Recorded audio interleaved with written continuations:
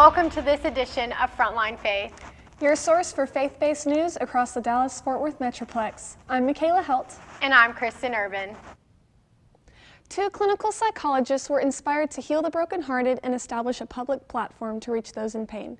Together, they produced a radio show that places a spotlight on God's love, while also sharing discussions about real-life issues. Elisa Harding has the story. When you hear women's ministry, you seldom think of radio broadcasting. But at Fishbowl Radio Network in Arlington, one of their newest shows is doing just that. The Sweet I Am is a Christian radio show started by Dr. Carla Evans and Dr. Veronica Tedderton, 2 clinical psychologists who found that God decided to steer their lives in a different direction. It's a new venture for the women, but something they felt God has given them a vision for. Carla actually had a vision to do a radio show, and she called me one time and said, "Hey, I think we're going to do a radio show one time."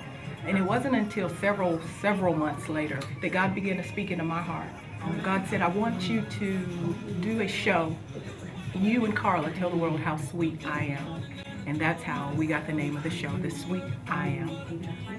The Sweet I Am aims to bring a Christian perspective to the radio world, and it's clear to see that the show is out there to make some waves. We are just 2 women, 2 psychologists chasing intimacy with God and looking for more opportunities to just have fun and enjoy life and have a real talk and be genuine, be transparent, and ultimately glorifying God through this entire broadcast.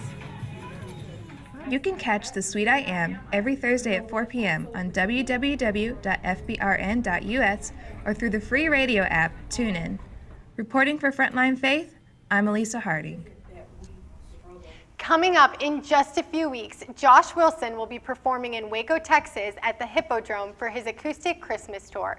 Josh is a contemporary Christian musician from El Dorado, Arkansas.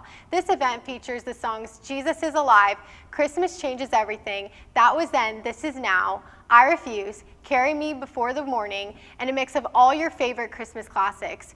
Doors open Sunday, December 11th at 6 p.m. This month, Midlothian's Life Church kicked off their annual Boxes of Love drive. James Fierros has the story. Midlothian's Life Church is living up to its name as its congregation aims to give life through more than just its words, but its actions as well. This month, they went a step beyond the typical Sunday routine and gave of their free time to participate in Dallas Metro's annual Boxes of Love. After worship and a short message, they assembled in the courtyard to help package meals for children and families who have no food for Thanksgiving. Literally, these boxes are going to have a Thanksgiving meal inside of them, as well as just the staples of groceries that families need. This is the 3rd year Life Church has participated in this event, and it's one the entire church gets actively involved in, from the youth till the elderly. We don't want to be one of those churches that just talks about sermon. We want to be the church that gets up and does it.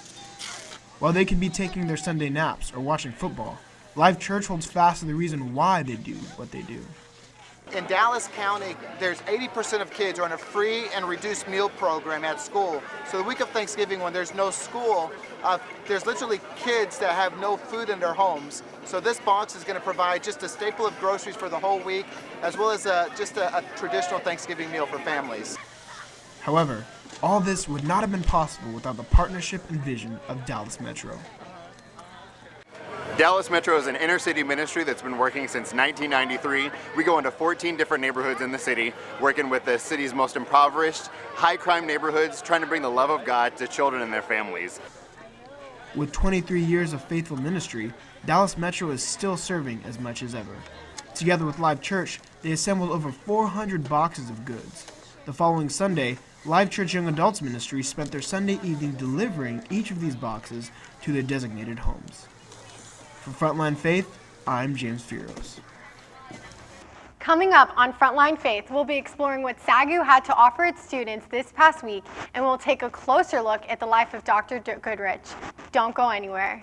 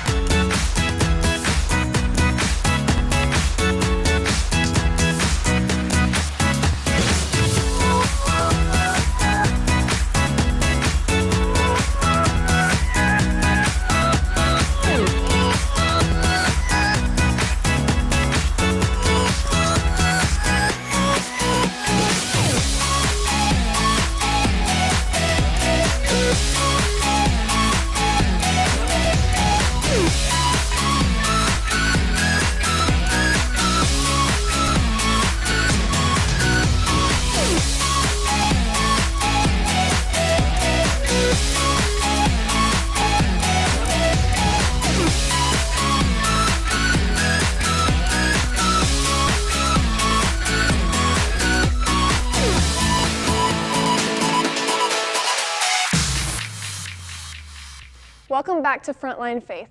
Students at SAGU have started to take initiative in furthering their spiritual growth outside of church and chapel services. What started as a spontaneous worship session at the beginning of the year grew to become a weekly occurrence on the campus. I was able to get the story.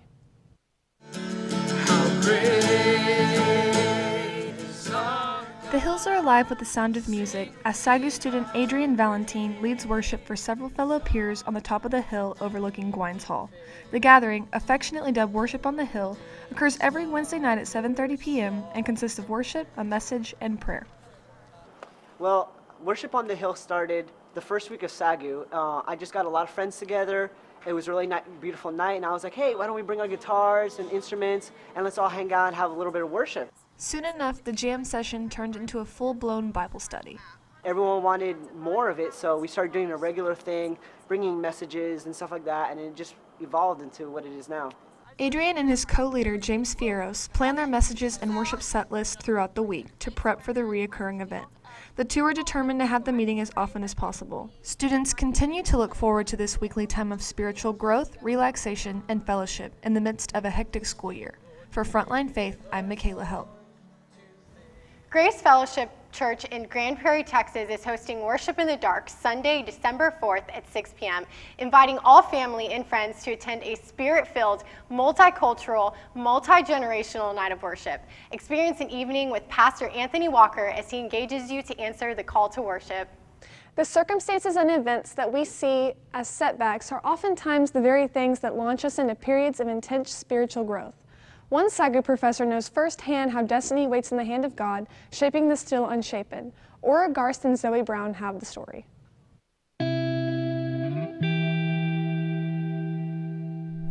Difficult roads often lead to beautiful destinations, and Dr. Larry Goodrich is modern-day proof of Jeremiah 29:11. Actually, I was born into a family that Dad was a severe alcoholic, and when I turned 2, a guy came from Indiana, from a Pilgrim Holiness church. My father was converted in our kitchen. Our whole life turned around. I mean, he was absolutely amazing. All of a sudden he said, we're moving. And I said, what do you mean we're moving? Why? And he said, well, we've had trouble in the church. And the excuse we got was totally wrong. That wasn't the excuse of what happened. He had had an affair, and that was traumatic for all of us. It caused 8 of us to walk into pretty deep sin and away from God, and I became a devout atheist because of it. In 9th grade, this girl came.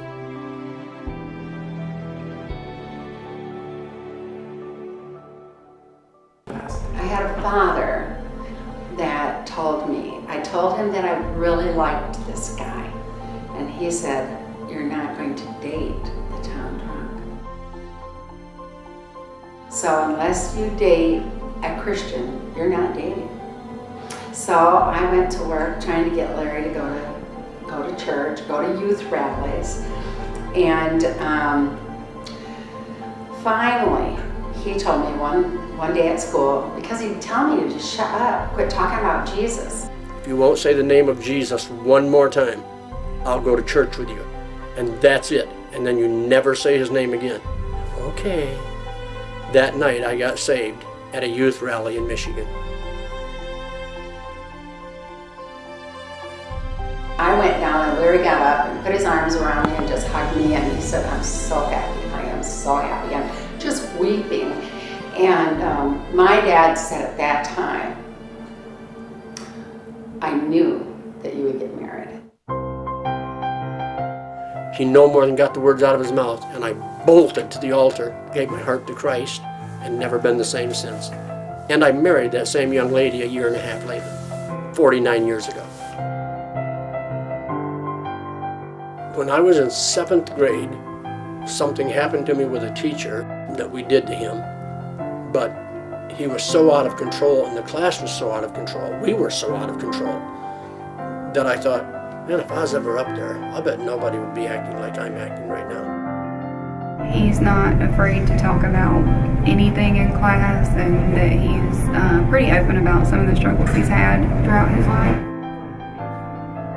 Whether the students see it now or not, but one day I have a feeling several of them will go back and say, hey, I remember Dr. Goodrich talked about this.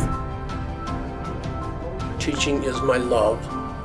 And in 7th grade, when that teacher acted out so bad and was so out of control, and I felt called to teaching, and I really did. I know now that it was a calling to teach. And interestingly, when I do my gift ministry surveys, I get administration as the highest and then teaching, which is always fascinating to me because I love to teach. But I love the classroom, I love the young people because they're just fascinating. And they're fun is all get out. I have fun in the classroom and just enjoy being in there. Dr. Goodrich makes a positive impact on everyone that he comes in contact with. But if you were to ask him, he doesn't live to impress others. He strives to impress his Lord and his family, and them only. He still gives me the heebie-jeebies.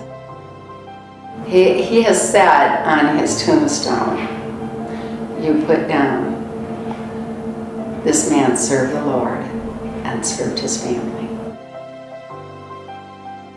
After the break, we will take a journey into the life of a SAGU professor and how the youth of the North Texas District spent their weekend. We'll be right back. Selecting a university can be a tough decision. You might be asking yourself, do I want a school that's in the heart of a big city, or am I looking for a calmer, more laid-back environment? Well, students that attend SAGU don't have to choose. Our university offers the perfect balance of both. SAGU's primary campus is located in Waxahachie, Texas, just south of the Dallas-Fort Worth area, allowing our students to enjoy the atmosphere of a rural town while still being close enough to the big city.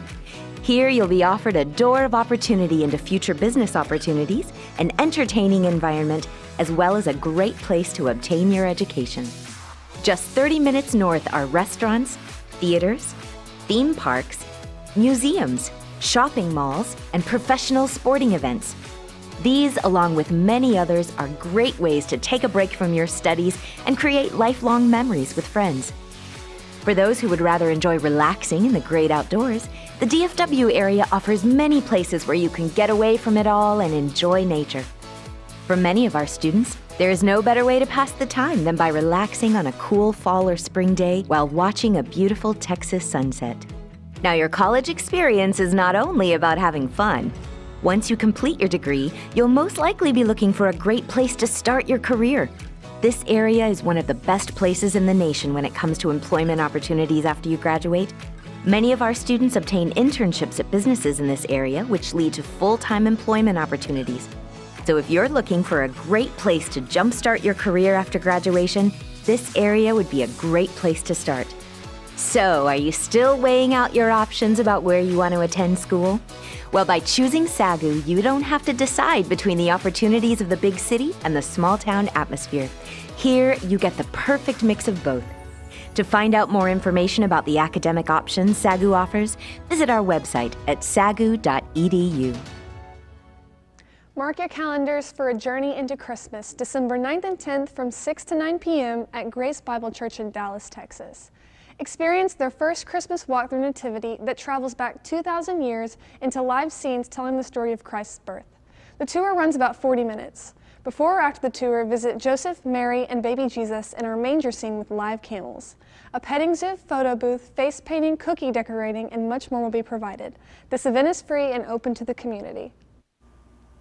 This past weekend, SAGU hosted the annual youth retreat, Converge. I was able to experience the retreat for myself. Here's the story. As the week drew to a close, SAGU students were winding down for what seemed to be a peaceful weekend. However, the campus was bustling with activity as hundreds of youth stormed the Schaefer Center doors. Several student ministries from North Texas and beyond traveled to the university this weekend for SAGU's first ever hosting of Converge. Converge is the North Texas Youth Convention. In years past, it's actually been combined with South Texas as well. So it's a lot of fun to have the different districts come together where youth can just worship Jesus and just learn about him. Students arrived for registration and were greeted by volunteers before going to breakout sessions. I greet them, that I help with the rest of my team give them the face of SAGU, give them exactly a warm welcome, let them know about SAGU, what we're all about, let them know we're happy to host the event, to have them here, and hold open doors, tell them where they need to go, and just give them a smile. After dinner, students challenged each other in sports tournaments and attended a block party before gathering in the auditorium for the main service. The event kicked off with entertainment, including a comedy act and an illusionist. Then, attendees were led into a spirit of worship, followed by an impactful sermon. Overall, Converge provided the youth with not only a fun experience, but also a spiritual one. For Frontline Faith, I'm Kristen Urban. Immediately following Converge, SAGU students were offered a full night of prayer and worship held at McCafferty Hall. The doors opened at McCafferty Hall at 10:45 p.m. and students were able to visit with their friends before being led into worship by Savannah Pope and Hannah Dotson. After worship, Kendall Trurin delivered a spoken word. Following the message, students were encouraged to pray about personal and family needs. Many prayer needs were covered throughout the night, including adoration for who God is, our government, issues on campus, and more. They were also offered journals, paint, sketchbooks, canvases, and more to portray what God was speaking to them that night. The event lasted until about 6 a.m., but the impact will be felt throughout our campus for the remaining of the semester. It takes a lot to keep things running smoothly here at SAGU, and often the efforts of staff and administrators go unnoticed. An integral part of this team is Lance Mesh, the Dean of Students. Without his hard work and dedication, the campus would be drastically different. Peyton Bernhardt and Jesse Batista have the story. Great leaders never set out to be a leader. They set out to make a difference. It's not about the role, but about reaching and fulfilling the goals set forth. SAGU is packed full of administrators and students all wanting to reach and fulfill their God-given visions. One admirable staff member doing just that is Lance Mesh, Dean of Students. I think my job description fits more in like an Excel spreadsheet rather than just a Word document. A lot of it has to do with just the day-to-day in students' lives, physical needs, spiritual needs, emotional needs. While Dean Mesh's daily activities accurately depict his title, he is over so much more, including pastoral care and making sure the leaders he is training are well taught and taken care of. I've been here for going on 2 years, and he's really helped me transition well. He still is helping me transition well. He's a phenomenal leader. Dean Mesh continues to show his passion for people in everything he does, a passion that grew right here on our very own campus. Came to SAGU, started doing really well. I ended up becoming an RA halfway through my sophomore year, and through that route started having a burden for full-time ministry, and eventually the Lord led me in the youth pastoring in Tallahassee, Florida. Dean Mesh and his family stayed in Florida for 6 years before coming back to work at SAGU. He pastored a flourishing youth group, shaping him into the leader he is today. Dean Mesh is just really pastoral in everything he does, and he's also very fatherly, so he leads from who he is as a father, and he sees people for their hearts and just potential in people, and not maybe what they do on the outside, but who they are on the inside. Dean Mesh's intentionality with the faculty and students is just one of the qualities that keeps him a campus favorite. I love spending time with students, so I'll find ways, whether that's the cafeteria, whether that's greet people on the way in the chapel. I literally could do this the rest of my life. Thanks for joining us on this edition of Frontline Faith. Be sure to tune in next week. I'm Michaela Helt. And I'm Kristen Urban.